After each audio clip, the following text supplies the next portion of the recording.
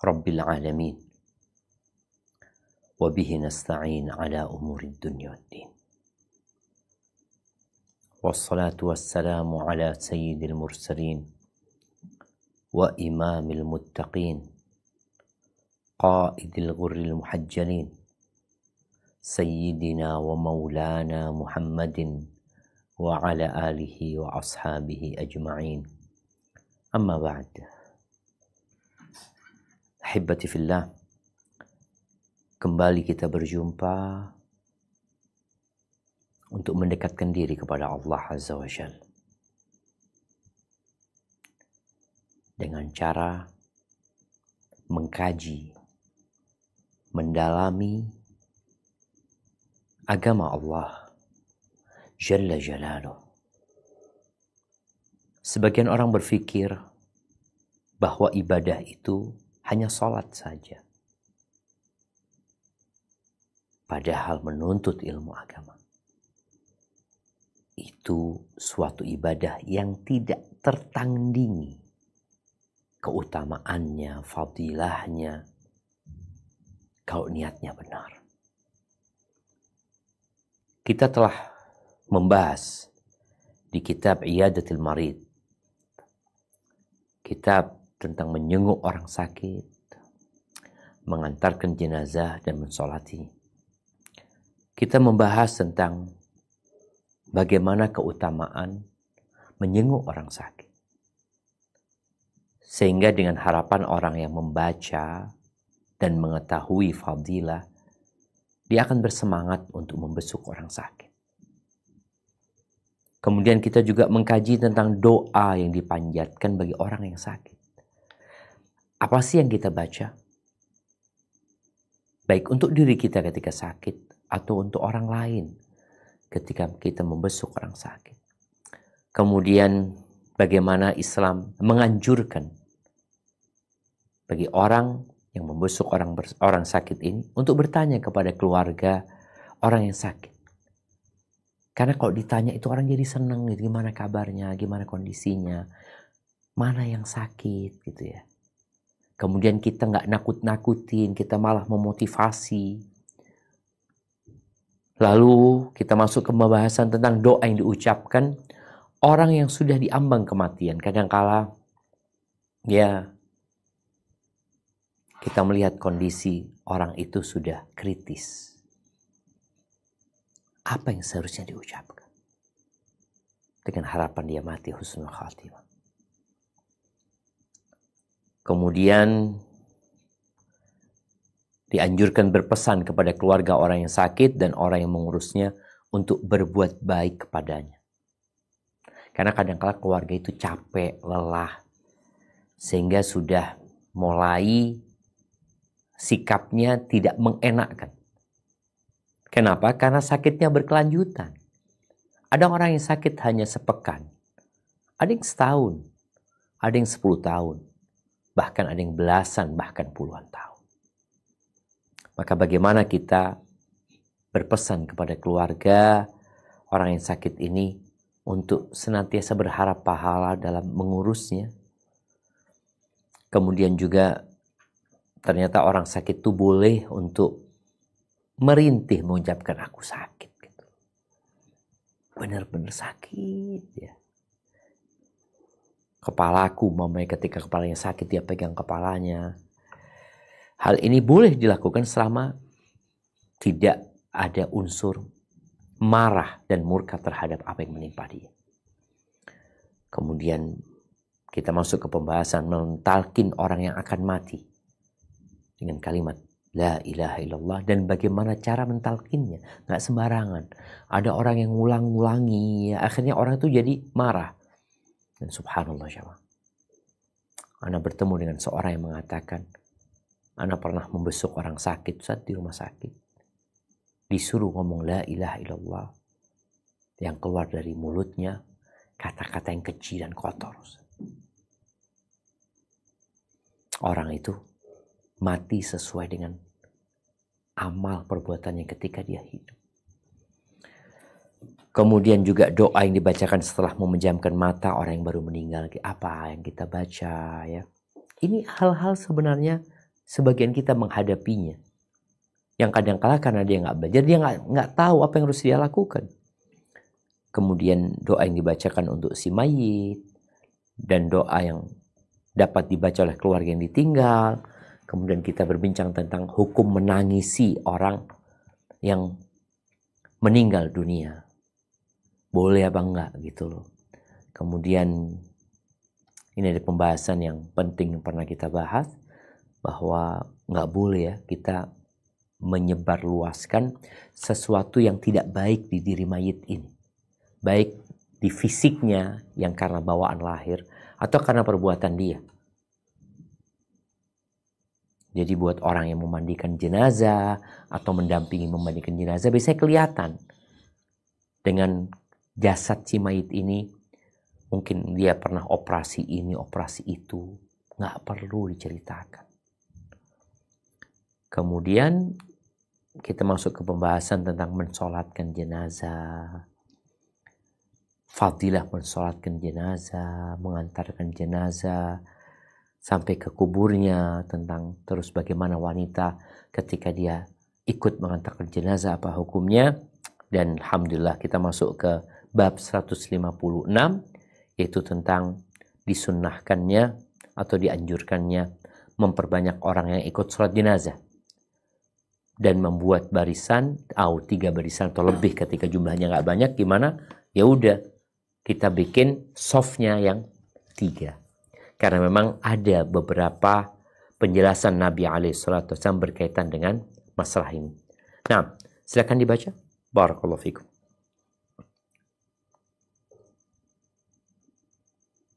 Bab 156, disunahkan memperbanyak orang yang ikut sholat jenazah dan membuat 3 barisan atau lebih.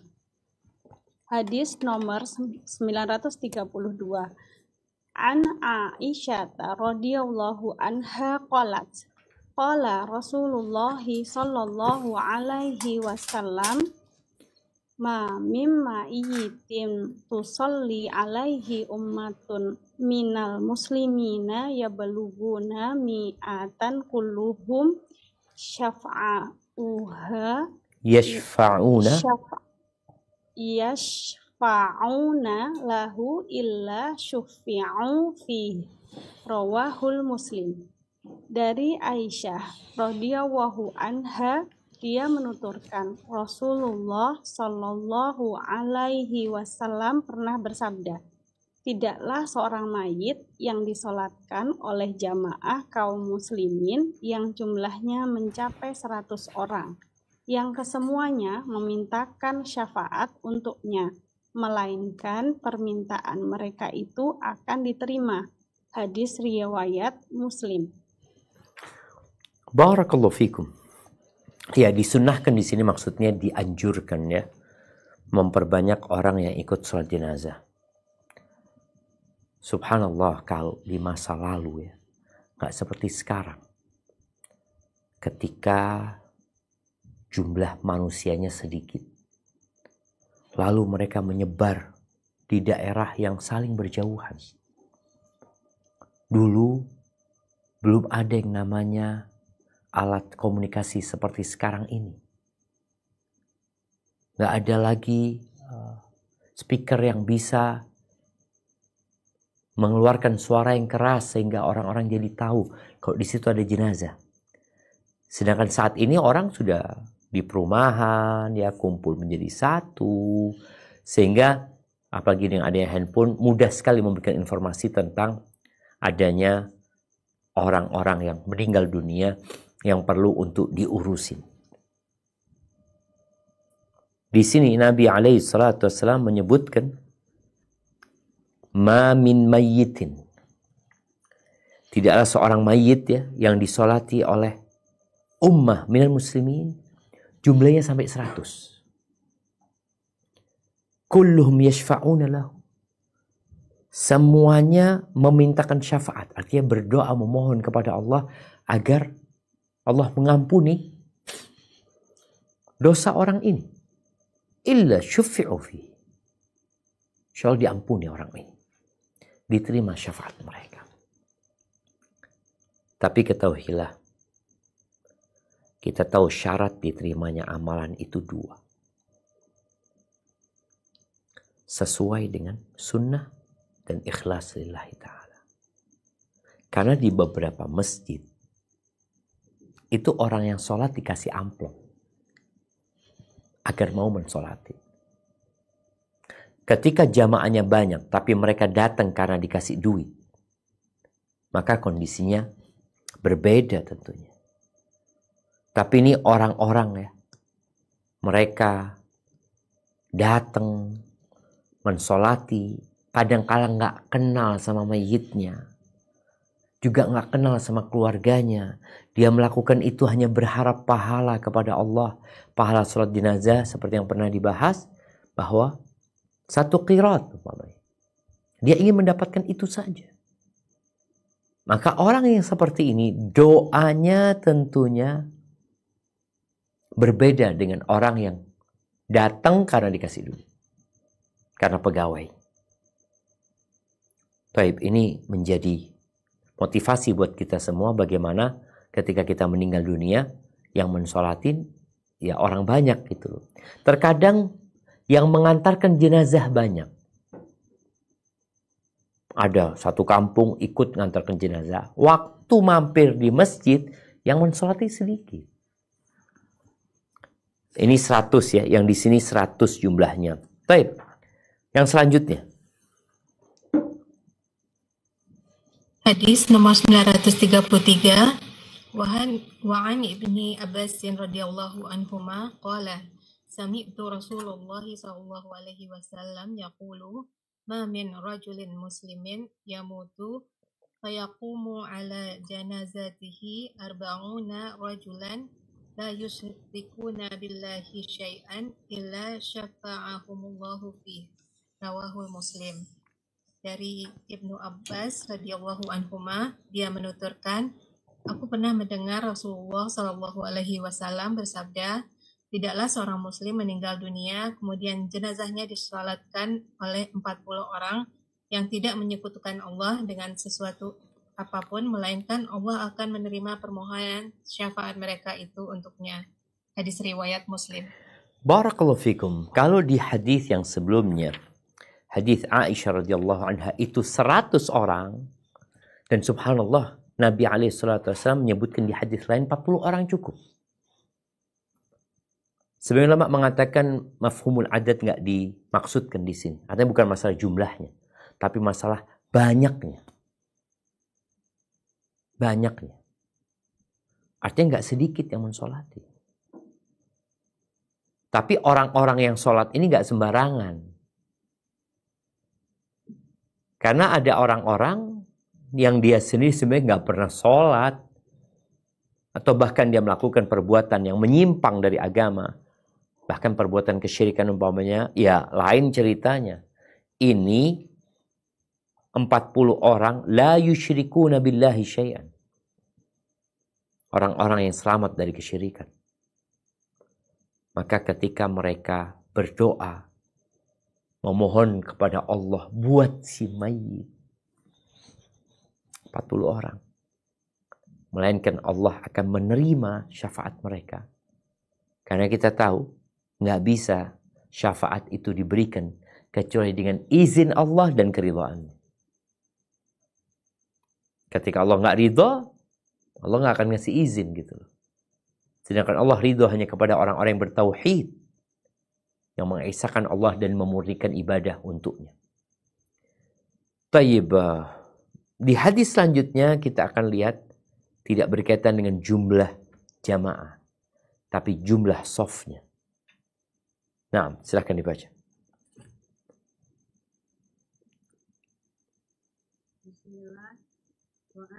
Wa an Marsadi bani Abdillahi wa jani qala kana Maliku bani Ubayyah radhiyallahu anhu idza shala ala janazah fastaqala nasa alaiha ja'ahum alaiha salasata ayyami thumma qala Rasulullah sallallahu alaihi wasallam man sholla alaihi salasatu ukur faqad awjab rawu Abu Dawud wa Tirmizi wa qala hadis hasan.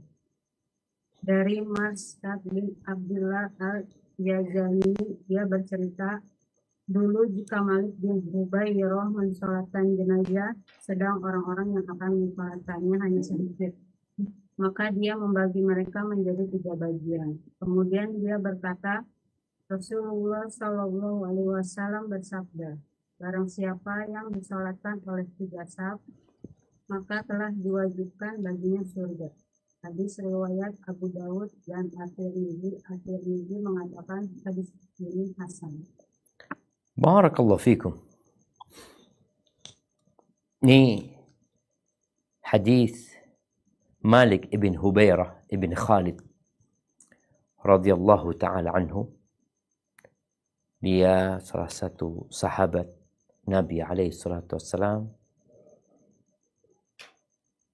Ceritanya Marsad ibn Abdullah al-Yazani, kalau Malik itu mensolatin jenazah, jadi imam nih, kemudian dilihat jumlah jamaahnya sedikit,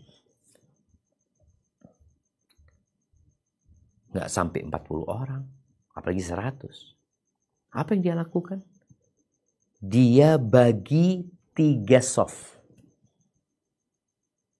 Seharusnya kalau sholat berjamaah, kita nggak boleh bikin sof baru sampai sof yang pertama sudah sempurna. Baru kemudian sof keduanya, baru sof ketiganya, sof keempatnya. Tapi sholat jenazah berbeda. Sof pertama belum lengkap, udah dibagi, suruh sof kedua. Kemudian sof ketiga. Thumma qal, lalu dia mengatakan, untuk memberikan penjelasan kepada orang-orang, kenapa dia melakukan itu. Ini pentingnya kita tidak beramal kecuali dengan ilmu. Bukan kita beramal dulu kemudian baru cari ilmunya. Yang ada hanya pembenaran. Enggak. Dia memang melakukan itu karena dia punya ilmu. Apa ilmunya? Kata Malik bin Hubairah. Qala Rasulullah SAW. Rasulullah SAW bersabda, Man salla alaihi thalathatu sufuf faqad aujab. Barang siapa yang mensolatinya itu 3 sof, mensolati jenazah itu, maka dia wajib masuk surga. Dengan doa orang-orang yang mensolatinya, dengan permohonan mereka. Disebutkan bahwa Nabi SAW di hadis Abu Umamah yang diriwayatkan Tabrani, ya, bahwa Nabi SAW sholat jenazah bersama beliau cuma 7 orang. Lalu beliau menjadikan 3 orang yang sof pertama, kemudian 2 orang, kemudian 2 orang. Jadi 7 itu jadi 3 sof. Padahal 1 sof aja nggak lengkap gitu kalau tempatnya panjang umpamanya atau lebar. Jamaah. Mungkin kita belum kebayang ya, jumlah jamaahnya sedikit banget. Gitu. Di masa lalu ketika tidak ada yang namanya telepon dan kendaraan-kendaraan ini. Orang itu rumahnya berjauhan. Bahkan disebutkan, kadangkala ada istri yang meninggal di waktu asar, atau meninggal waktu zuhur. Suaminya lagi mungkin ngembala kambing atau dia lagi ke pasar kemana ya, meninggal, istri jatuh ke sumur umpamanya, kemudian meninggal, dimandiin, disolatin, dikubur, suaminya belum datang. Isya suaminya datang, mana istriku, meninggal dunia. Dan yang mensolati ya orang-orang sana aja. Sampai seorang syekh cerita dulu di salah satu kampung itu, ibunya ini sudah kritis kondisinya. Pas lagi sholat Jumat. Maka anaknya ini mengatakan kepada jamaah jangan pulang duluan ya. Ibuku kritis. Ya harapnya dia kalau ibunya meninggal dunia yang mensolati banyak. Itu harapan dia. Ditunggu sampai asar. Nggak meninggal ibunya.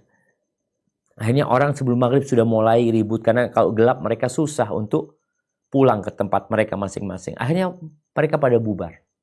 Dan alhamdulillah sang ibu sehat, gak mati pada waktu itu. Kita lihat bagaimana anak menahan jamaah dalam rangka ingin berbuat baik kepada ibunya agar mensolatinya banyak. Maka ahibati fillah, kita yang punya banyak fasilitas yang memudahkan kita, jangan sampai kita tidak meraih fadilah yang banyak. Kita mensolatin, kita dapat pahala, kemudian kita mendoakan saudara kita. Dan tentunya di situ ada kepedulian kepada orang lain. Orang beriman itu seperti satu bangunan. Yashuddu ba'duhu ba'dah, yang saling menguatkan satu sama lain. Udah selesai nih berkaitan dengan jumlah ya. Jadi usahakan kalau memang jumlahnya banyak, ya udah mereka akan menjadi banyak soft tersendiri. Tapi kalau jumlahnya sedikit, maka imam paling tidak berusaha untuk membuat mereka 3 soft. Apa yang dibaca ketika sholat? Nih bicara apa yang dibaca ketika sholat jenazah. Seorang muslim wajib belajar tentang sholat wajib. Karena itu fardu ain. Adapun sholat jenazah ini fardu kifayah. Tetap wajib tapi kifayah. Artinya fardu kifayah itu kalau sudah ada yang menjalankan, yang lainnya nggak ikut nggak dosa. Ana berharap kita membaca, sebelum membaca hadisnya, kita membaca muqaddimahnya. Karena muqaddimahnya ini juga ditulis oleh Al-Imam An-Nawawi yang menyusun kitab Riyadhis Shalihin. Nah, silahkan dibaca muqaddimahnya ya. Siap. Bismillah. Bacaan dalam sholat jenazah. Sholat jenazah dilakukan dengan 4 kali takbir. Setelah takbir pertama membaca ta'awuz, lalu membaca Al-Fatihah. Kemudian takbir kedua, setelah itu dilanjutkan dengan berselawat kepada Nabi seraya mengucapkan Allahumma salli ala Muhammadin wa ala ali Muhammad. Mudah-mudahan selawat senantiasa dilimpahkan kepada Muhammad dan keluarga Muhammad. Adapun yang terbaik adalah melengkapinya dengan bacaan berikut. Kama sholaita ala Ibrahim hingga innaka hamidun majid. Dan tidak perlu melakukan apa yang telah biasa dilakukan oleh orang-orang awam, di mana mereka membaca dalil surat Al-Ahzab ayat 56. A'udzu billahi minasy syaithanir rajim. Bismillahirrahmanirrahim. Innallaha wa malaikatahu yusalluna 'alan nabi. Ya ayyuhalladzina amanu sallu 'alaihi wa sallimu taslima. Sesungguhnya Allah dan malaikat-malaikatnya berselawat untuk Nabi. Hai orang-orang yang beriman, berselawatlah kamu untuk Nabi dan ucapkanlah salam penghormatan kepadanya. Karena sesungguhnya sholat seorang tidak sah jika hanya difokuskan pada bacaan tersebut. Barakallahu Selanjutnya fikum. melakukan takbir. Berkaitan dengan muqaddimah ini, Al-Imam Nawawi menjelaskan tentang tata cara sholat jenazah. Babnya memang bab bacaan, apa yang dibaca dalam sholat jenazah. Ini menunjukkan bahwasanya sholat jenazah ini berbeda dengan sholat wajib. Maka sholat jenazah dilakukan dengan 4 kali takbir. Apakah di setiap takbir angkat tangan? Ini ada khilaf di antara para ulama. Apakah harus angkat tangan? Kita kalau ngelihat di madhab Syafi'i umpamanya, mereka angkat tangan. Tapi kalau kita lihat di madhab Hanafi, mereka hanya takbir pertama saja. Setelah itu nggak angkat tangan di takbir kedua, ketiga, keempat. Taib, apa yang dibaca? Yang pertama membaca ta'awud. A'udzubillahi minasyaitonirrajim. tidak disebutkan membaca istiftah, tidak seperti sholat yang biasa kita lakukan. Kemudian membaca Al-Fatihah.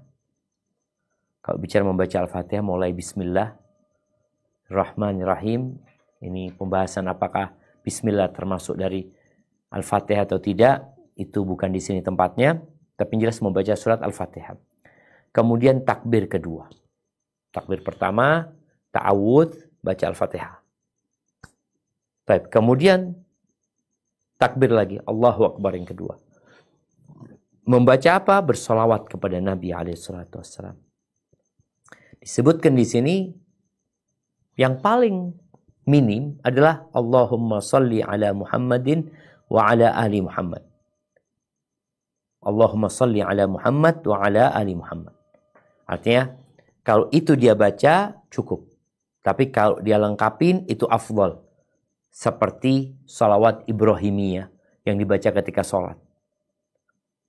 Kemudian subhanallah Al-Imam Nawawi menyebutkan tentang kebiasaan dan budaya masyarakat awam di masa Al-Imam Nawawi. Apa kebiasaan mereka? Mereka enggak sholawat. Jadi di takbir kedua mereka membaca Innallaha wa malaikatahu yusalluna 'alan nabi ya ayyuhalladzina amanu sallu 'alaihi wa sallimu taslima. Kalau baca ini maka enggak sah salat. Karena dia belum bersolawat. Dia hanya membaca ayat yang isinya informasi bahwa Allah dan para malaikatnya bersolawat. Lalu perintah agar orang-orang beriman bersolawat. Tapi kalau kemudian setelah membaca ini dia takbir, berarti dia belum bersolawat kepada Nabi alaihi salatu wassalam. Jadi seharusnya yang dia baca tadi, salawat Ibrahimiyah itu yang afdal. Kalau tidak, ya paling sedikitnya dia mengatakan Allahumma salli ala Muhammadin wa ala ali Muhammad. Baik. Itu takbir yang kedua. Kemudian takbir lagi Allahu Akbar. Baca apa di takbir yang ketiga? Silakan dilanjutkan.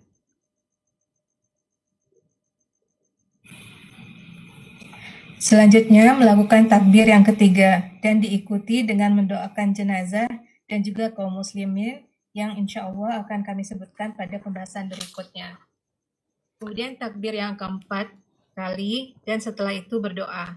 Sebaik-baiknya doa adalah Allahumma la tahrimna ajrahu wa la taftinna ba'dahu waghfir lana walahu. Ya Allah, jangan engkau haramkan kami dari pahalanya dan jangan pula engkau timpakan fitnah kepada kami sepeninggalnya. Berikanlah ampunan kepada kami dan dia. Dan yang terbaik adalah memperpanjang doa pada takbir keempat. Berbeda dengan apa yang menjadi kebiasaan orang-orang. Hal tersebut didasarkan kepada hadis Ibnu Abi Aufa radhiyallahu anhu yang insya Allah akan kami kemukakan lebih lanjut. Baik, barakallahu fikum. Nah, iya. Jadi takbir yang ketiga baca doa. Doanya apa? Doanya nanti kita akan pelajari. Artinya doanya mendoakan mayit. Berbeda dengan doa dengan sholat wajib ya. Kita setelah baca Al-Fatihah, baca surat, kemudian ruku. Sedangkan sholat jenazah ini nggak ada ruku, nggak ada sujud. Karena dia isinya sebenarnya doa untuk yang meninggal dunia. Di rakaat ketiga ada banyak, di takbir yang ketiga ada banyak doa. Bagaimana setelah takbir keempat? Di sebagian tempat kita melihat setelah takbir keempat itu diam sejenak lalu Assalamualaikum warahmatullahi wabarakatuh. Dan bicara salamnya juga ada dua pendapat, apa dua salam atau satu salam yang sesuai dengan sunnah. Jadi sebenarnya dua-duanya boleh. Taib, Al-Imam Nawawi, beliau bermadhab Syafi'i, beliau berpendapat bahwasanya setelah takbir keempat itu dianjurkan memperpanjang doa. Di antaranya setelah membaca Allahumma la tahrimna ajrahu wa la taftinna ba'dahu waghfir lana walahu. Dia baca ini. Di takbir keempat, kalau bisa ditambah. Yang panjang doanya buat mayit lagi. Iya, dia mendoakan buat dirinya dan mendoakan buat mayit. Terus terang ana itu kalau sholat jenazah di beberapa tempat itu, imamnya itu terburu-buru. Nggak panjang doanya. Kenapa? Karena setelah sholat jenazah dia doa lagi. Padahal semua fadilah yang tadi kita baca berkaitan dengan mendoakan mayit ini, memberikan syafaat kepada mayit itu adalah dengan sholatnya. Karena sholat itulah doa. Jadi jangan sampai sholatnya pendek, lalu setelah sholat kita mau panjang-panjangin doanya. Enggak. Al-Imam Nawawi menjelaskan, menurut beliau, takbir keempat itu sebelum salam, panjangin doanya. Buat siapa? Buat mayit. Dan buat kaum muslimin tentunya.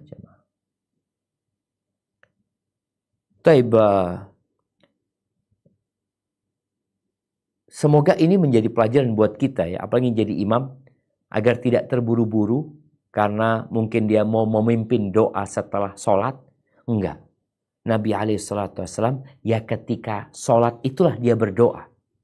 Memang tidak diaminkan karena orang-orang pada berdoa masing-masing. Selesai sholat sudah berangkat ke kuburan. Nah, bisa dilanjutkan? Selain apa yang telah disebutkan oleh penulis, Selain apa yang telah disebutkan oleh penulis, maka disyariatkan untuk membaca satu surat Al-Quran. Hal tersebut didasarkan pada hadis Talha bin Abdullah bin Auf. Dia berkata, aku pernah mengerjakan sholat di belakang Abdullah bin Abbas atas seorang jenazah. Lalu dia membaca surat Al-Fatihah dan satu surat Al-Quran seraya menjaharkan atau mengeraskannya. Sampai kami benar-benar mendengar. Setelah selesai, aku langsung menggandeng tangannya seraya kutanyakan hal itu. Lalu Ibnu Abbas menjawab, sesungguhnya aku menjaharkan suara agar kalian tahu bahwa bacaan surat itu sunnah. Diriwayatkan oleh Al-Bukhari tanpa menyebutkan surat Al-Quran, yang mana riwayat tersebut terdapat pada An-Nasa'i dan Ibnul Jarud dengan sanad sahih. Dan tidak disyariatkan doa iftitah karena tidak ada yang pernah menukilkan hal itu dari Rasulullah SAW. Karena semua ibadah itu harusnya sesuai dengan dalil. Adapun doa-doa yang matsur yang dibaca setelah takbir ketiga antara lain adalah sebagai berikut. Barakallahu fikum. Di sini ada tambahan dari pensyarah Riyadhus Shalihin ya, berkaitan dengan masalah bolehnya menambah setelah baca Al-Fatihah, boleh nambah baca surat kalau mau. Bahkan Ibnu Abbas mengatakan itu sunnah.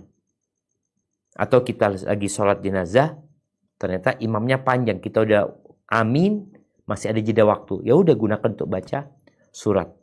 Adapun istiftah atau iftitah tidak dianjurkan, maka dia langsung baca ta'awudz, kemudian baca Al-Fatihah. Kalau ada waktu dia mau baca surat, dipersilahkan. Taib ahibati fillah, ad-du'a huwal ibadah. Doa itulah ibadah ya. Nah, bagaimana kita berusaha untuk menghafal doa-doa ini agar kita bisa mendoakan saudara kita. Baik, kita akan masuk ke hadis pertama di bab ini berkaitan apa yang dibaca ketika sholat jenazah.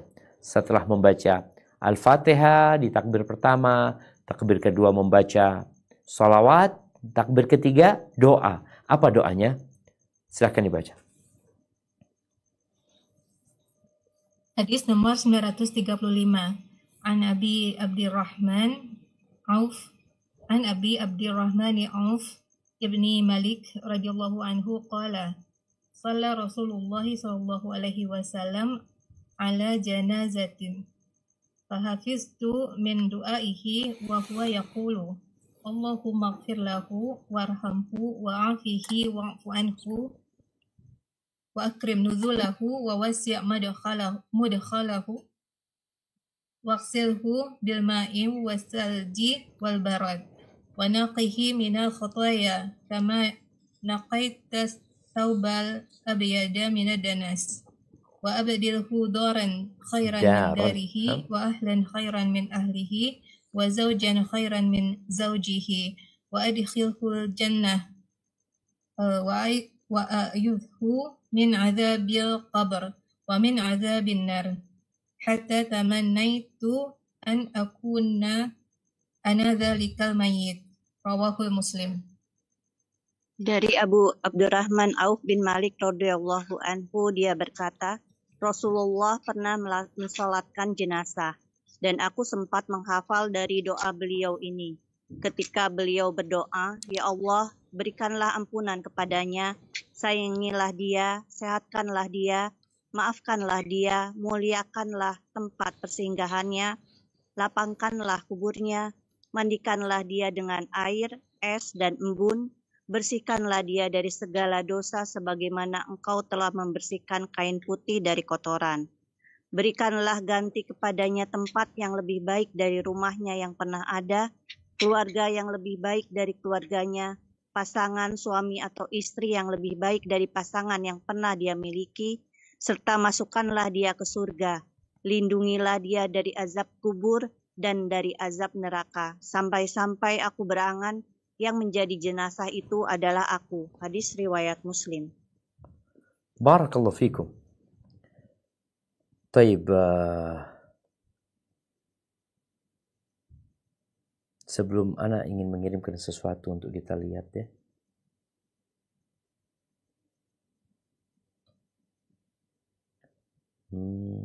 Share. Ana kirimkan ke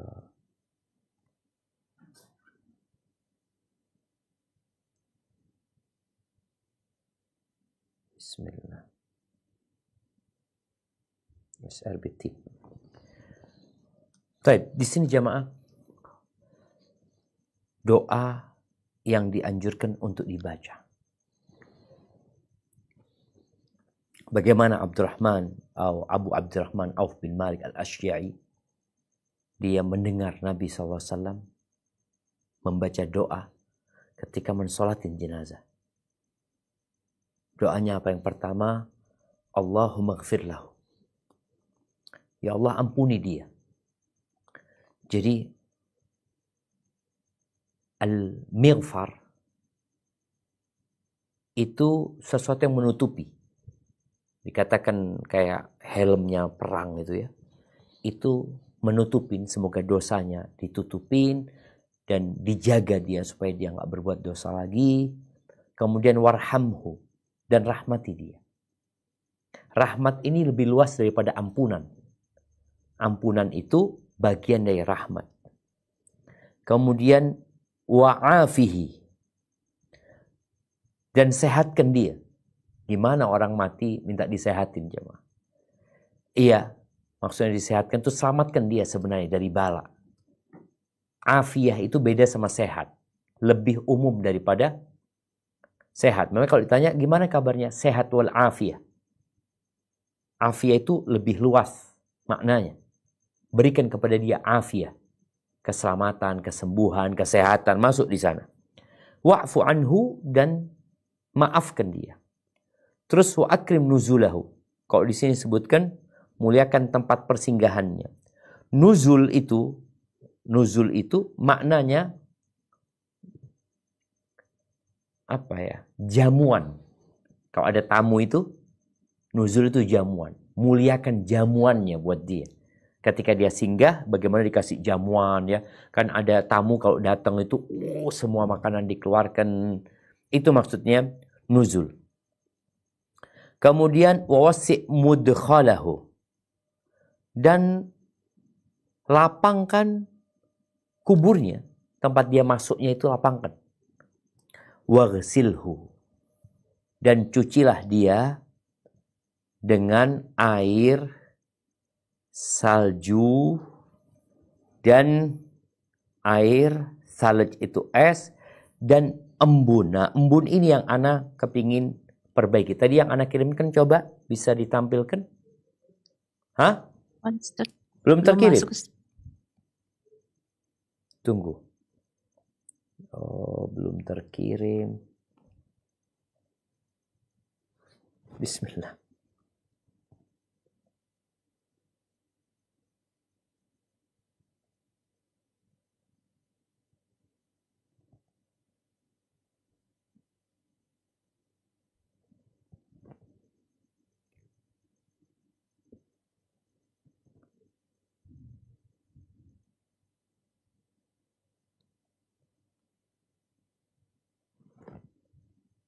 Bentar, anak kirim ke grup. Mana tadi anak kirim? Bismillahirrahmanirrahim. SRB Team. Type anak kirim itu, masukkan ke Google, terus kita lihat di image ya. Udah, masuk.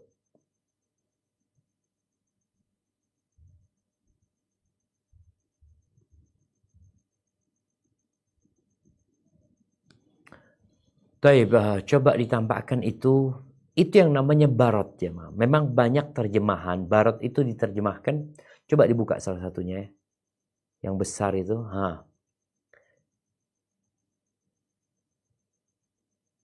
Taib, ini yang namanya barot. Buat teman-teman di Oman kelihatan biasanya. Di Indonesia mungkin jarang. Ada di beberapa daerah yang mungkin dingin. Itu turun bukan embun. Ini namanya apa kalau di bahasa Indonesia? Hail ya Ustadz kalau bahasa Inggris ya.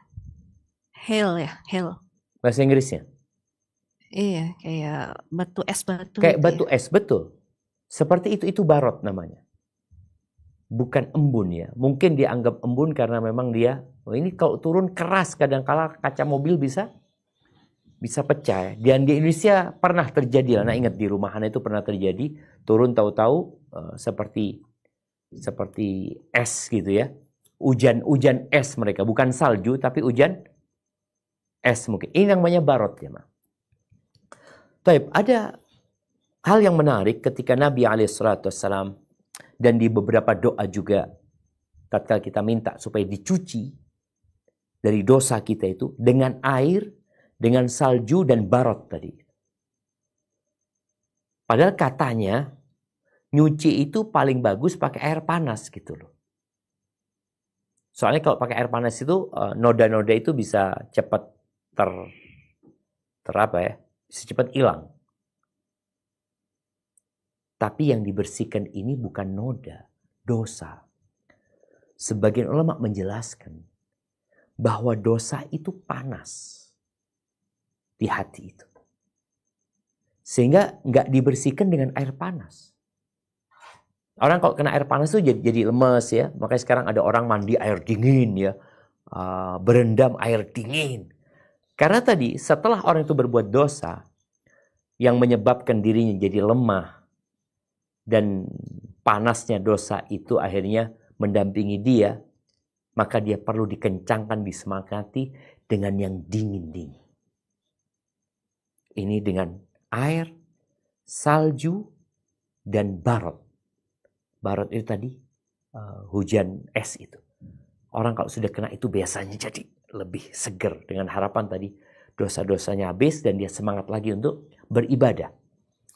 Taib wa naqqihi minal khataya disebutkan dan bersihkan dia dari dosa-dosa dan kesalahan-kesalahan dia sebagaimana dibersihkan baju yang putih dari noda. Wa abdil hudaran khairan min dari. Dan berikan dia ganti tempat yang lebih baik dari rumahnya yang pernah ada. Subhanallah. Semua pasti diganti jemaah.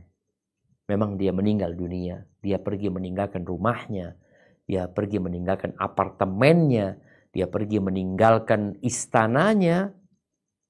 Yang sebenarnya istana itu kalau dia nggak keluar, istana itu akan hancur. Jemaah. Karena semua yang di dunia ini akan hancur lebur. Makanya orang yang mati didoakan supaya dikasih ganti tempat tinggal yang lebih baik dari tempat tinggal dia. Kemudian wa ahlan khairan min ahli. Dan keluarga yang lebih baik dari keluarganya.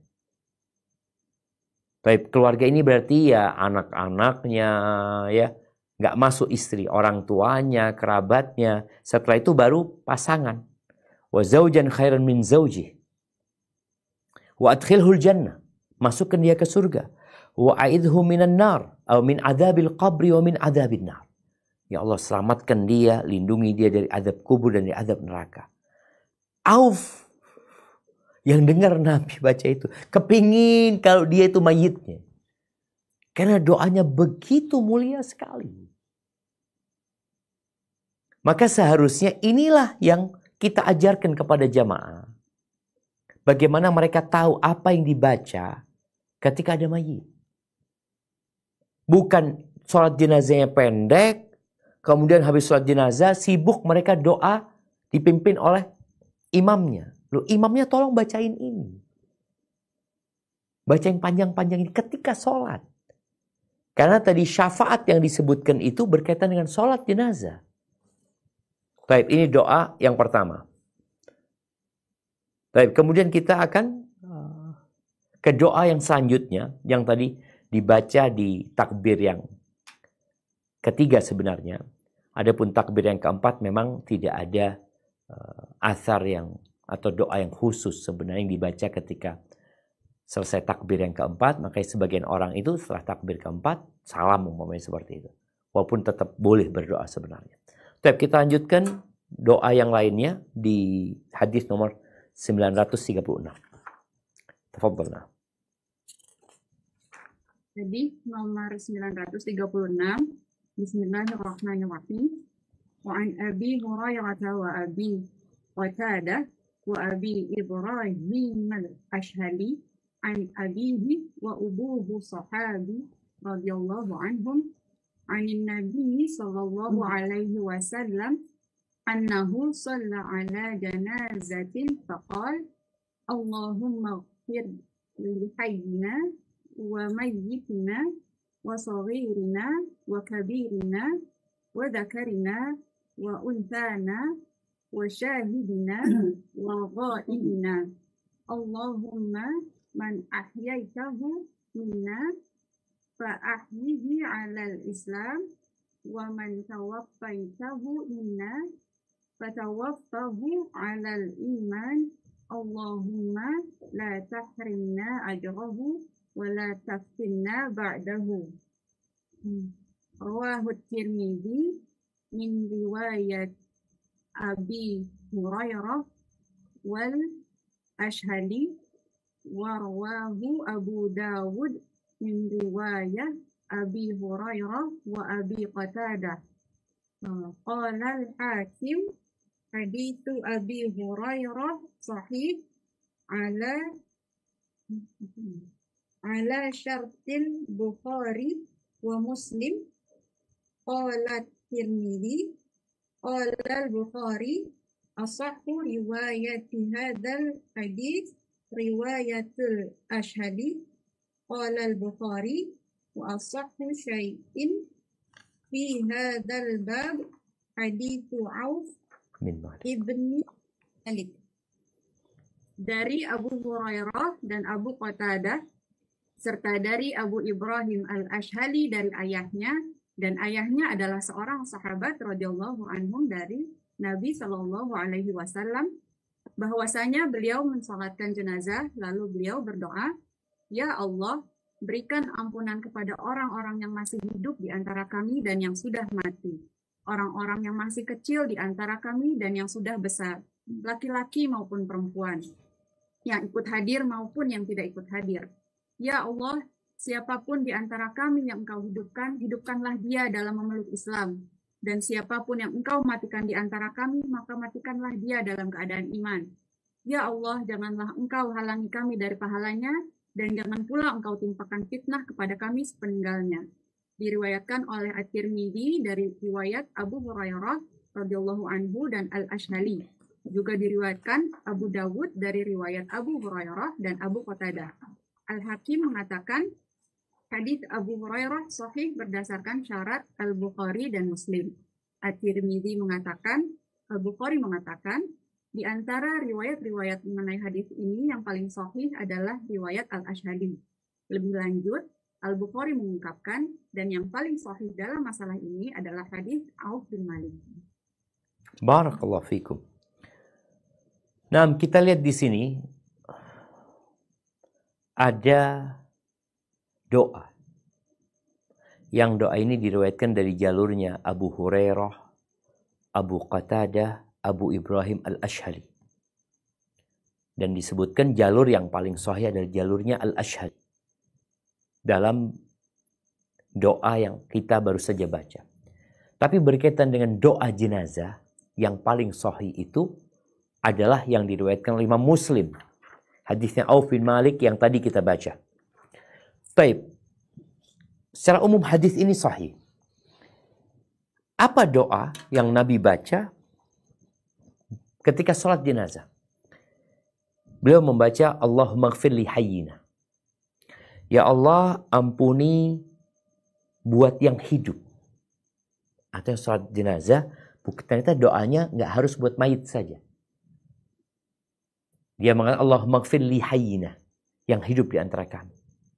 Wa mayyitina, dan yang mati. Jadi ampuni yang hidup, ampuni yang mati. Wa saghirina wa kabirina. Ampuni yang kecil, yang besar juga. Lu gimana sih minta ampunan buat yang kecil? Kan dia belum punya dosa. Ya boleh jadi ini doa ketika dia besar nantinya. Saat ini dia kecil, tapi dia bakal besar nantinya. Ampuni dia. Maka ampuni yang kecil dan ampuni yang besar. Kemudian wa dzakarina wa unthana. Ampuni yang laki dan yang perempuan di antara kami. Jadi ini doa umum buat seluruh umat Islam. Kemudian wa syahidina wa ghaibina. Yang ada yang hadir ikut salat jenazah dan yang juga nggak ikut salat jenazah. Yang hadir dan yang gaib. Didoakan juga. Lalu berdoa memohon kepada Allah, Allahumma man ahyaitahu minna. Ya Allah, siapa saja yang kau hidupkan dari kami. Fa'ahyihi alal Islam. Maka hidupkan dia di atas agama Islam ini. Nilai-nilai Islam dijaga sama dia ketika dia hidup. Menjalankan syariat Islam. Dan yang engkau matikan di antara kami, matikan dia di atas iman. Bagaimana dia mati? Husnul khatimah. Wala tahrimna ajrahu. Dan jangan engkau halangi kami dari pahalanya ya. Pahala mensolatin jenazah ya. Pahala dari berkhidmat kepada orang ini. Wala taftinna ba'dahu. Dan jangan engkau timpalkan fitnah kepada kami sepeninggalnya. Kan ada orang yang meninggal dunia di saat fitnah ya. Kemudian dia alhamdulillah dia meninggal dunia. Semoga itu husnul khatimah. Yang hidup ini kondisinya gak tahu apakah dia akan husnul khatimah atau tidak. Maka minta kepada Allah agar jangan sampai kita ditimpakan fitnah kepada kita sehingga kita matinya tidak husnul khatimah. Tapi barakallahu fiik, itu mungkin beberapa doa ya, karena masih ada doa-doa lain yang insyaallah kita akan bahas pada kesempatan yang akan datang. Kita mungkin masuk ke sesi tanya jawab. Barakallahu fiik. Nah. Baik, barakallahu Ustaz. Alhamdulillah. Alazi binikmati tadi masalihat. Ya kalau Ustaz, jazakallahu khair. Sekali lagi barakallahu fikum. Ustaz yang telah memberikan nasihat fawaid tausiah wasilah ilmu dan penjelasan dari kitab Syariatus Shalihin bab pada bab ini karya Imam An-Nawawi rahimahullah pada hari ini. Dan sebelum masuk ke sesi kedua yaitu sesi tanya jawab, kami Gurubah Muslimah, Gurubah Muskat sebelum juga ingin mengucapkan terima kasih kepada channel-channel dari media sunnah yang terus serta menyiarkan merilai kajian pada hari ini. Selain ada Gurubah Muskat, kita ada Sapa Muslim, Gurubah Muskat, dan Wasal TV. Kami ucapkan jazakumullah khair wa barakallahu. Dan insyaallah kita akan masuk ke sesi tanya jawab pada beberapa 30 menit ke depan mungkin insyaallah. Mungkin tafadhali Uktires bisa memulai pertanyaan. Jika ada yang ingin ditanyakan, tafadhali Uktires. Jazakallahu khair Uktires. Assalamualaikum Ustaz. Assalamualaikum alaikum. Waalaikumsalam warahmatullahi wabarakatuh. Naam, tafadhali. Baik Ustaz. Sekarang ini di rumah sakit, jika ada pasien yang sudah parah sakitnya, keluarga bisa meminta yang namanya DNR, do not resuscitate. Artinya, ketika jantungnya berhenti, maka keluarga meminta agar tidak diberi pertolongan lebih lanjut, seperti misalnya CPR atau diberi kejutan listrik untuk membuat jantungnya berdetak lagi. Apakah hukumnya yang seperti ini, Ustadz? Apakah lebih baik berusaha sampai semaksimal mungkin, tapi mungkin akan membuat si pasien kesakitan? Nah, barakallahu fikum. Iya, ahibati fillah. Sebenarnya yang lebih tahu itu adalah para dokter. Kalau kemungkinan memang orang ini masih bisa diselamatkan, maka yang lebih baik adalah bagaimana menyelamatkan dia. Tapi kalau dia dikejut jantungnya, kemudian jantungnya bisa berdetak, lalu mulai semua alat dipasang, yang sejatinya sebenarnya dia udah nggak hidup. Dia hidup dengan bantuan alat-alat tersebut sebenarnya. Maka boleh jadi tidak melakukan kejut jantung ya, atau alat-alat yang lainnya, yang memang kondisinya dia sudah nggak ada harapan lagi seperti itu. Maka nggak apa-apa ketika mereka tidak melakukan kejut jantung itu atau bantuan tadi, yang memang akhirnya dia hidup itu dengan bantuan alat saja. Karena ada kondisi yang dokter mengatakan ini cuma nunggu aja sebenarnya. Jadi tindakan yang dilakukan itu ya sebenarnya nggak ada harapan gitu. Ya ditunggu bagaimana dia meninggal dunia, semoga meninggal dunia husnul khatimah. Jadi nggak harus, tapi arahan dari dokter perlu didengar. Kalau diharapkan enggak, ini masih harapannya sangat besar sekali karena dia ada orang yang mungkin setelah kejut jantung dia jadi normal dia sebenarnya. Tapi ada yang enggak, kejut jantung, jantungnya berdetak sebenarnya, tapi karena bantuan alat saja nanti. Hadza wallahu a'lam bissawab. Bapak Ustaz, mungkin Anda coba ingatkan yang sudah reskan bisa mendrop terlebih dahulu pertanyaannya kepada host, kepada Ada atau kepada co-host, kepada Uktiras yang bertugas pada hari ini, insya Allah sebelum nanti bisa ditanyakan kepada Ustaz sudah langsung. Dan mungkin dari Muskat, Tafadoli ada pertanyaan bisa disampaikan kepada Ustaz satu dulu ya. Muskat masih di mute? Muskat? Mungkin dari Sentul dulu, Muskat, mungkin masih di mute audionya. Tafadhali Sentul.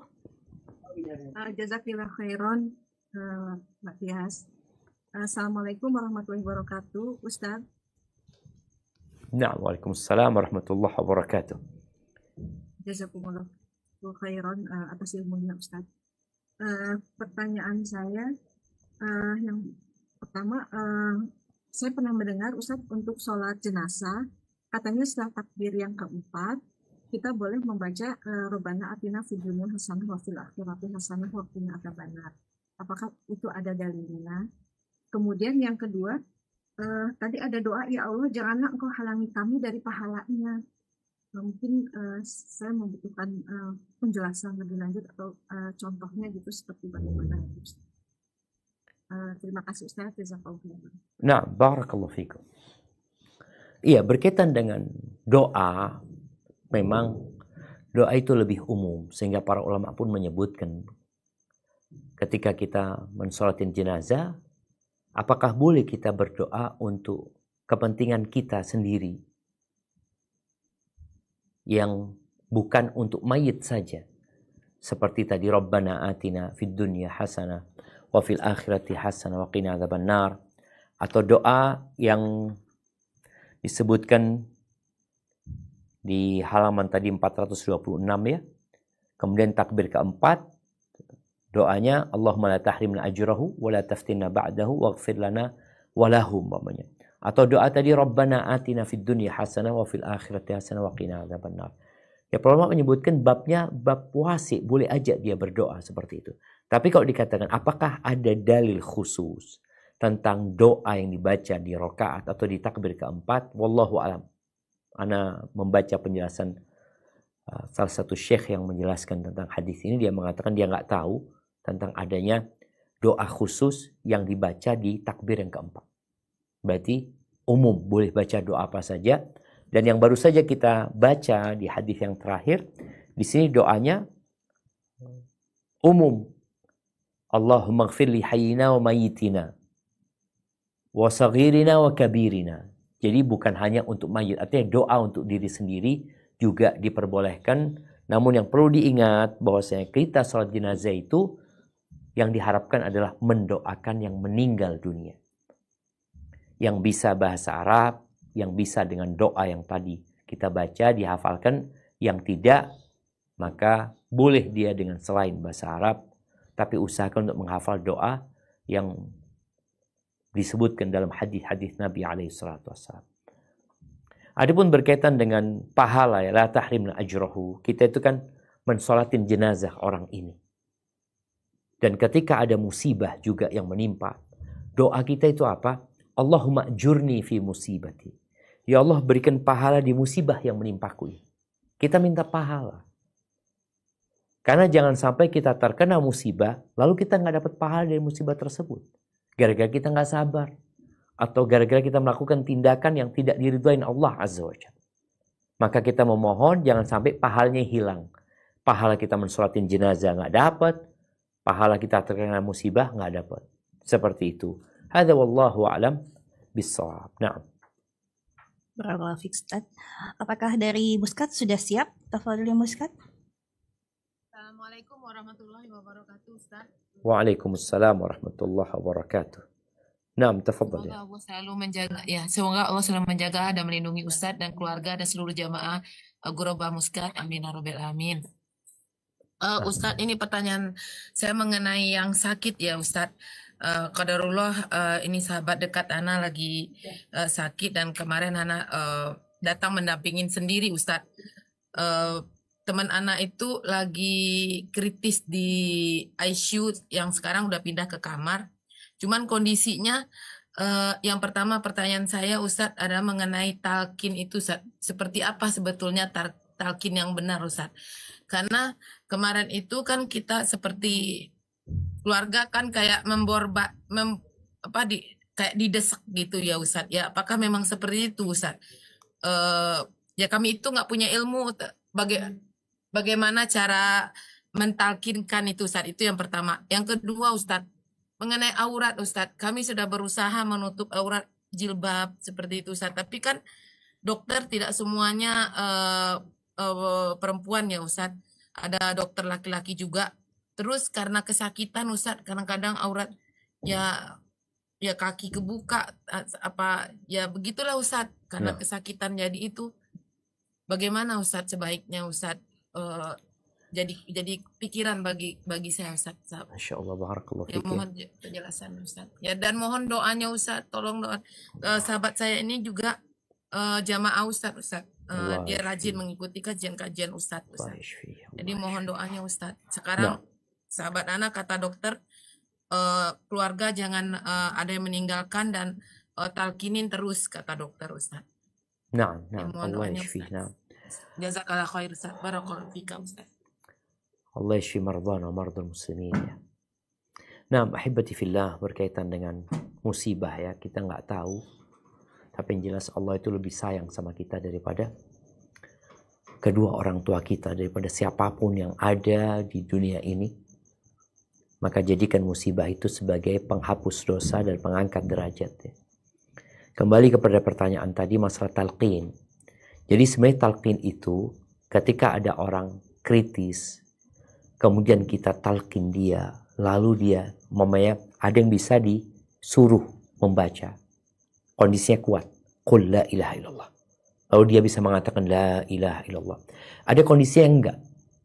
Maka kita perlu hanya membisikkan kepada dia. La ilaha illallah. Ketika dia mengikuti sekali, sudah cukup. Nggak perlu kita tadi membombardir dia, talqin lagi. Enggak, sudah. Ketika dia sudah ngomong sekali, udah cukup. Kalau nanti dia ngomong, omongan yang lain baru ditalqin lagi.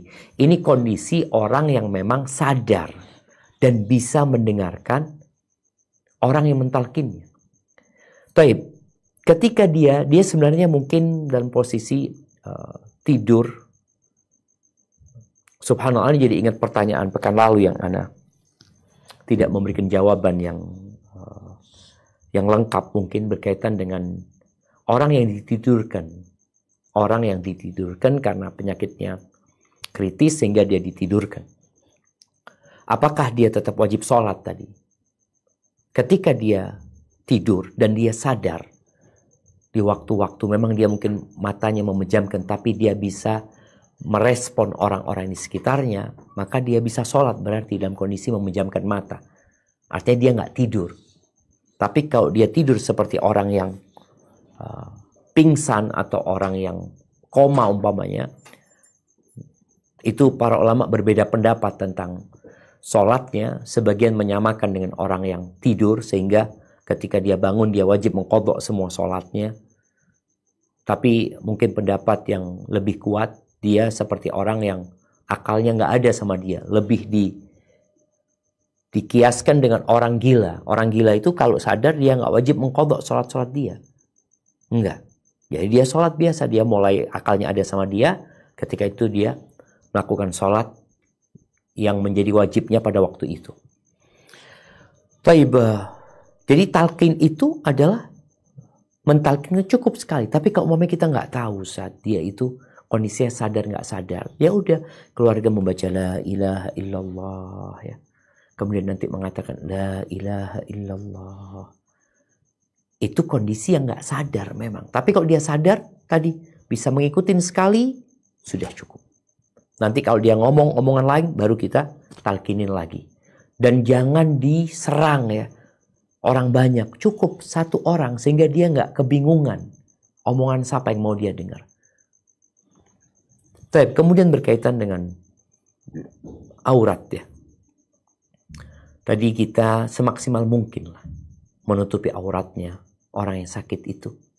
Tapi ketika tersingkap auratnya tanpa dia menginginkan.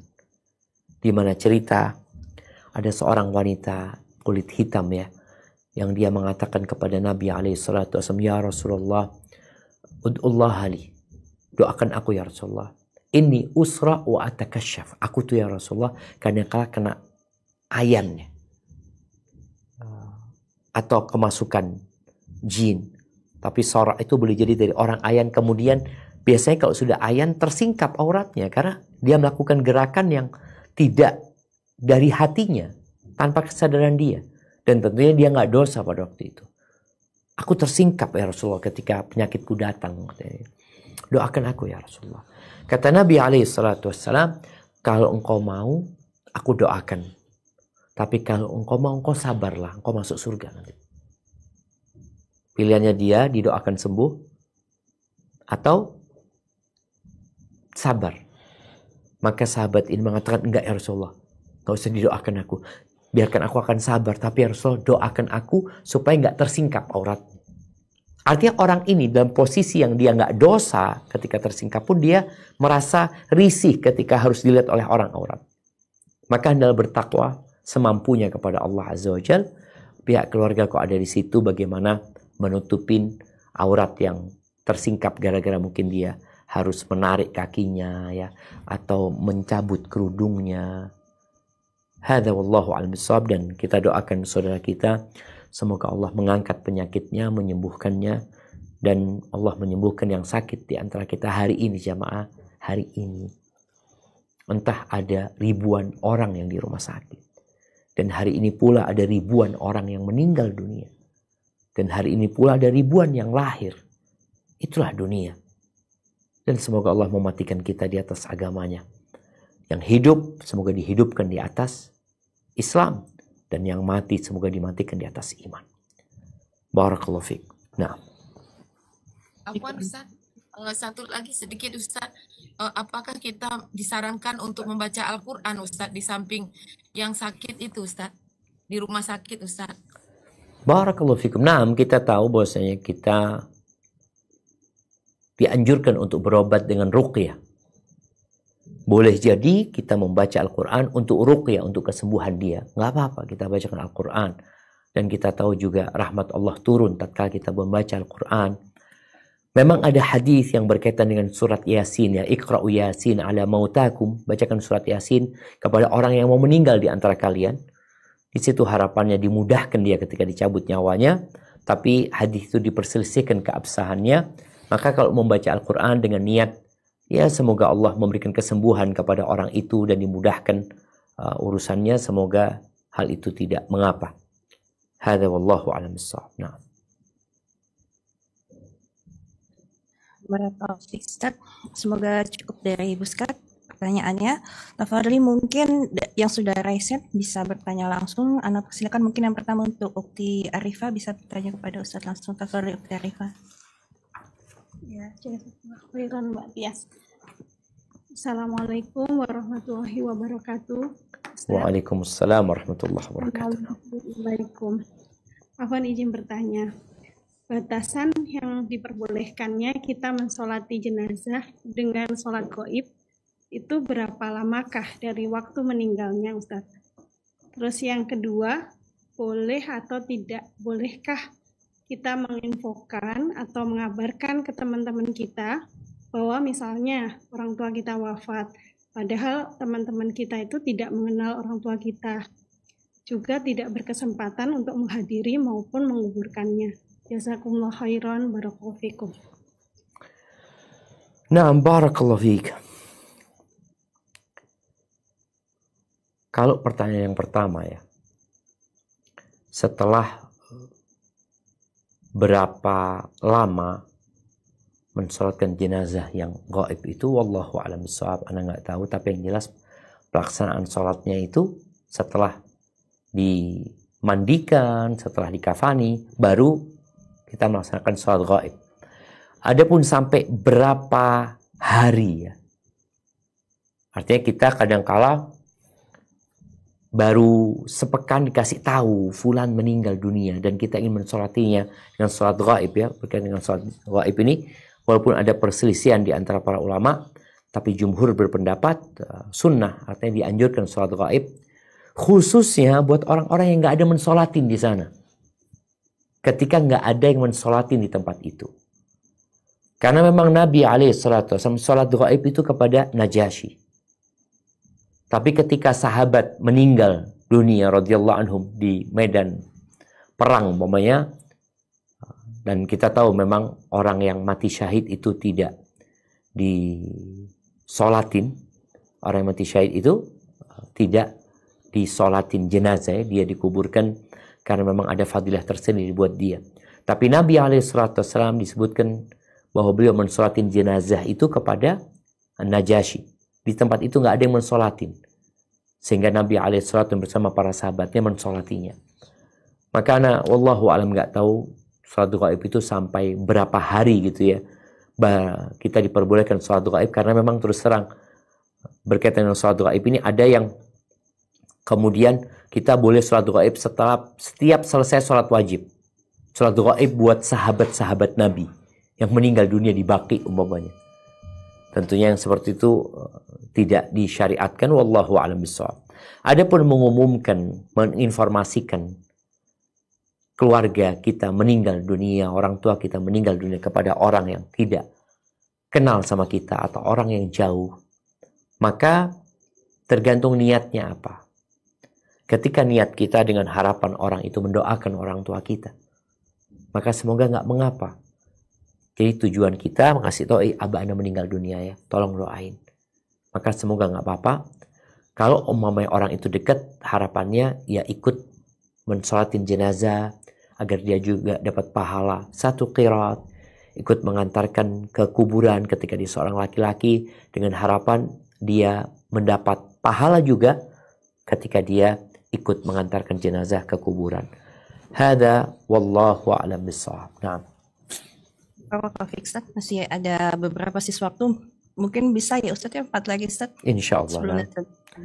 Kalau Ustaz, ada pertanyaan Ustaz, apakah boleh di takbir ketiga ini kita cukup berdoa pendek dengan membaca Allahumma arhamhu atau Allahumma arhamha Ustaz? Lalu yang kedua, jika mendengar ada yang meninggal, mungkin seperti di WhatsApp atau ada berita duka yang lainnya kita dengar, kita mengucapkan selain innalillahi wa inna ilaihi raji'un, apakah juga sesuai diterapkan jika kita membaca doa seperti yang di takbir ketiga Ustaz, seperti Allahumma firlahu warhamhu afi wa'fu anhu ketika ada mendengar berita musibah kematian Ustaz?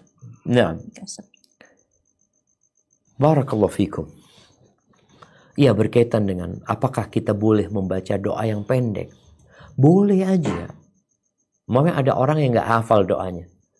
Dia cuma hafal Allahumma firlahu warhamhu, Allahumma firlahu warhamhu, Allahumma gfir lahu warhamhu. Boleh. Tadi juga disampaikan sebagian ulama membolehkan pakai bahasa Indonesia ketika memang dia nggak ngerti, dia nggak hafal doanya itu.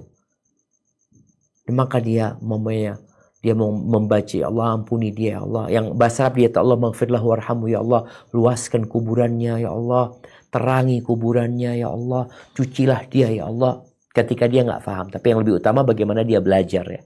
Tapi doa yang pendek pun boleh. Karena itu juga doa yang semoga Allah mengabulkan doa yang dia panjatkan. Kalau berkaitan dengan saat kita mendengar berita duka, adanya keluarga, kerabat, orang-orang yang meninggal dunia, lalu kita mengatakan inna lillahi wa inna ilaihi raji'un, lalu kita mendoakan dia, ya itu yang diharapkan sebenarnya. Maka nyambung dengan pertanyaan sebelumnya, ketika kita memberikan informasi kepada orang yang gak kenal sama orang tua kita sebenarnya, tapi kawan kita, orang-orang mungkin yang kenal sama kita, harapannya mereka mendoakan, gak apa-apa. Jadi bukan hanya mengucapkan inna lillahi wa inna ilaihi raji'un, tapi seharusnya dia mendoakan, karena itu yang lebih penting buat yang meninggal dunia. Kita yang ditinggal, ya kita katakan innalillah ketika musibah itu menimpa kita. Tapi buat yang meninggal dunia, yang dibutuhkan dia adalah doa. Jadi kita mau baca doa yang diriwayatkan oleh Auf bin Malik al-Ashja'i, maka itu doa yang bagus dan boleh dibaca ketika sholat jenazah dan ketika di luar sholat jenazah, atau ketika kita menguburkan jenazah umpamanya juga, doa itu boleh ya, karena Nabi SAW menyuruh kita mendoakan orang yang meninggal dunia. Hadza wallahu a'lam bissawab. Nah.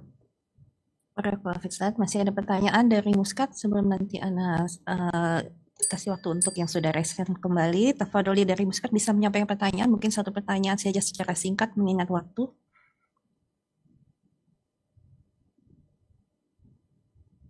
Muskat? Kalau gitu mungkin Anda pastikan dulu dengan Ukti RV yang sudah resen. Ukti RV. Assalamualaikum warahmatullahi wabarakatuh. Assalamualaikum warahmatullahi wabarakatuh. Waalaikumsalam warahmatullahi wabarakatuh. Saya mau bertanya, manakah yang harus diprioritaskan? Menguburkan jenazah secepatnya, menyelenggarakan jenazah secepatnya, ataukah masih bisa misalnya menunggu waktu mustajab untuk memakamkan, misalnya katakanlah meninggalnya hari Kamis siang gitu, tapi menunggu besoknya disolatkan pada saat hari Jumat supaya jemaahnya banyak seperti itu, dan misalnya itu mengenai masalah pelaksanaan sholat ya, atau misalnya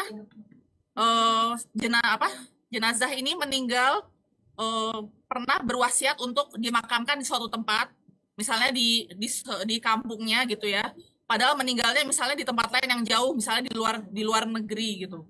Apakah wasiat-wasiat seperti itu tetap harus dijalankan atau sebaiknya dimakamkan secepatnya? Jadi mana yang harus kita prioritaskan? Demikian Ustadz.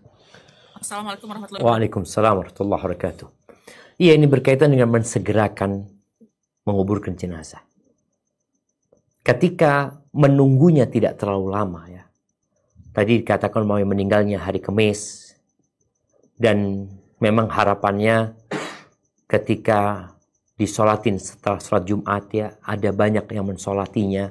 Kita berharap agar dia didoakan orang banyak, dan waktunya tidak terlalu lama, tidak menunggu jenazah itu sampai bergant atau sampai menimbulkan aroma yang tidak nyaman. Boleh-boleh saja sebenarnya, tapi mensegerakan itu lebih utama. Sekarang kan masalah dua fadilah ini, mensegerakan sambil mendapatkan orang banyak yang mendoakan. Apabila jumlah jamaahnya sedikit, kita tadi udah baca hadis 40 orang, insya Allah sudah bisa orang ini diampuni sama Allah Subhanahu wa Ta'ala. Kalau nggak sampai 40 orang umpamanya, ya sudah dibikin 3 shaf. Itu pun Allah sudah akan mengabulkan doa orang itu. Yang penting orang-orang itu orang-orang soleh gitu loh, yang mendoakan orang tersebut. Jadi kalau kita berpikir banyak yang mendoakan, oke, banyak, berapa banyak? Lebih 100. Yang kita butuhkan itu minimal adalah 40 umpamanya. Kalau sudah sampai 40, alhamdulillah, sholatin dan kuburkan secara segera.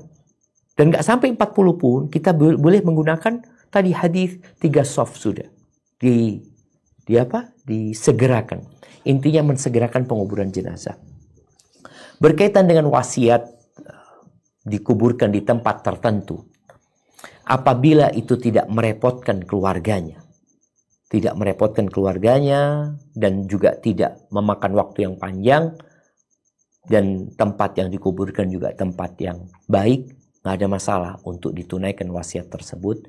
Tapi kalau ternyata wasiat itu membutuhkan uang yang banyak, membutuhkan energi yang juga panjang, maka tidak harus ditunaikan. Yang penting bagaimana orang itu dikuburkan di tempat yang mulia, atau di tempat yang dia dimuliakan. Di tempat itu insya Allah akan banyak yang mensolatinya, ya, akan banyak yang menziarahinya dan mengucapkan salam kepada dia. Tapi kalau memang tadi wasiatnya itu bisa dilakukan dan tidak memberatkan, lebih baik wasiat itu ditunaikan. Itu kalau nggak salah yang Anda baca dari beberapa fatwa para ulama. Hadza wallahu a'lam bissawab. Nah. Barakallahu fiik, Ustaz. Tafadholi, mungkin yang sudah resmi untuk Ukti Ida Fitriah bisa bertanya kepada Ustaz. Assalamualaikum warahmatullahi wabarakatuh. Waalaikumsalam warahmatullahi wabarakatuh. Ya Ustaz, saya mau bertanya, untuk waktu menguburkan jenazah itu ada batasannya nggak ya? Misalkan dia meninggalnya pagi nih, apakah harus dikuburkan di hari itu juga? Atau misalkan dia meninggalnya, kalau pagi kan mungkin waktunya masih panjang ya Ustaz, tapi kalau dia misalkan meninggalnya sore, terus dikuburkannya malam, apakah itu masih boleh? Itu aja Ustaz. Assalamualaikum warahmatullahi wabarakatuh. Nah, intinya jamaah mensegerakan. Kalau tidak ada halangan, hendaklah disegerakan, karena itu yang lebih baik. Jenazah itu sudah selesai urusannya sama dunia. Dia akan pindah ke alam yang berbeda. Jadi ketika memang malam hari itu bisa dimakamkan, makamkan malam itu.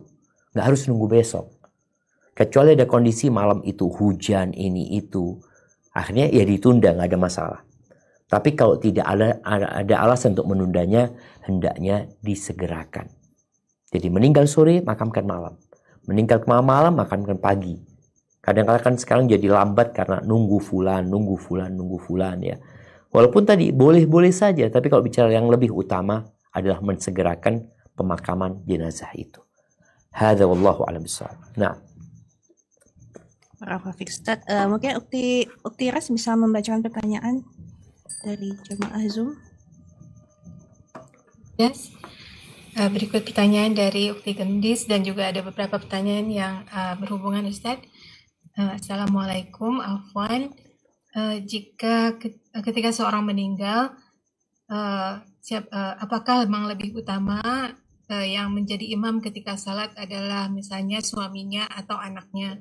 Kemudian juga apakah ada fadilahnya jika anak yang menguburkan dan menerima jenazah orang tuanya di liang lahat? Demikian Ustaz. Masya Allah, barakallahu fikum. Nah, ahibati fillah, berkaitan dengan yang mensolatin jenazah. Ketika ada pihak keluarganya, maka dia akan mendoakan. Sholat jenazah ini kan bukan seperti sholat fardu. Sholat fardu itu yang jadi imam adalah yang paling banyak hafalan Qur'annya. Sedangkan sholat jenazah ini berkaitan dengan doa saja. Yang penting itu orang itu hafal Al-Fatihah, dia bisa jadi imam umpamanya. Maka ketika doa itu dari, kalau bicara tuan rumah, maka tuan rumah yang lebih berhak sebenarnya untuk mensolatin, menjadi imam. Ya.